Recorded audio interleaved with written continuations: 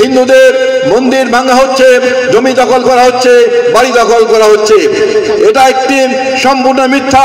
এগুলো একটি চক্রান্ত বাংলাদেশে দাঙ্গা সৃষ্টি করার জন্য। মেহমানগণ, উপস্থিত এই এলাকার ভাইরা, আসসালামু আলাইকুম।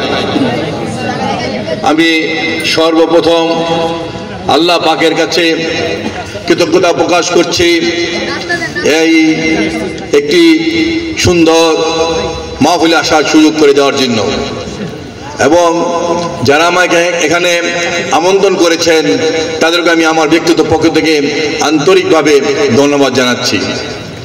সম্মানিত এলাকাবাসী,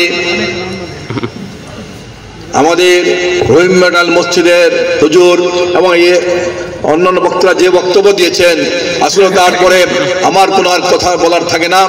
তারপর শুধু একটি কথা বলতে চাই, আজকে বাংলাদেশের এই গণতন্ত্র, বাংলাদেশের স্বাধীনতা, সার্বভৌমত্ব, বাংলাদেশের ইসলামী মৌলবোধকে ধ্বংস করার জন্য নতুন করে যে পায়তারা শুরু করেছে, আমরা বাংলাদেশের যুবক, ছাত্র, শ্রমিক সবাই ঐক্যবদ্ধভাবে আজকে এই ষড়যন্ত্র প্রতিহত করতে হবে।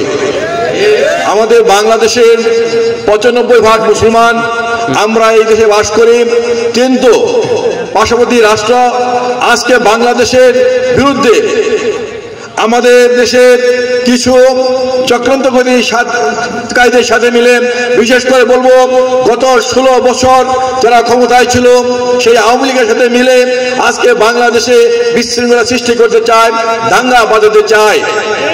আজকে ভারত সরকার প্রচার করছে, আমরা সোশ্যাল মিডিয়ায় দেখতে পাচ্ছি ভারতে মুসলমানদেরকে হত্যা করা হচ্ছে। যে মুসলমান ভাই গরু জবাই করে কুরবানি দেয়, ওই পরিবারের বাড়িঘর জ্বালিয়ে দিচ্ছে, মুসলমানদের বাড়িঘর দখল করা হচ্ছে। সেই ব্যাপারে ভারতের সরকার কোনো কথা বলছে না। অথচ আমাদের বাংলাদেশে কোন হিন্দু পরিবার বলতে পারবে না তারা নিরাপত্তাহীনতায় ভুগছেন। আমরা মনে করি বাংলাদেশে প্রতিটি মানুষ আজকে নিরাপদে আছেন। দীর্ঘ 16 বছর যারা ক্ষমতায় ছিলেন তাদের নেতৃত্বেই বাংলাদেশের মানুষ নিরাপদে ছিল না। বাংলাদেশের মানুষ গত 16 বছর কথা বলতে পারেনি, সাংবাদিকরা তাদের কলমের মুখে কলম দিয়ে লিখতে পারেনি, আলেম সমাজ কোরআনের ভাষায় বয়ান করতে পারেনি। যে সকল লেখা, যে সকল বয়ান গত সরকারের বিরুদ্ধে গিয়েছে তাদেরকে গ্রেফতার করা হয়েছে। তাদেরকে গ্রেফতার করে বছরের পর বছর তাদেরকে জেলখানায়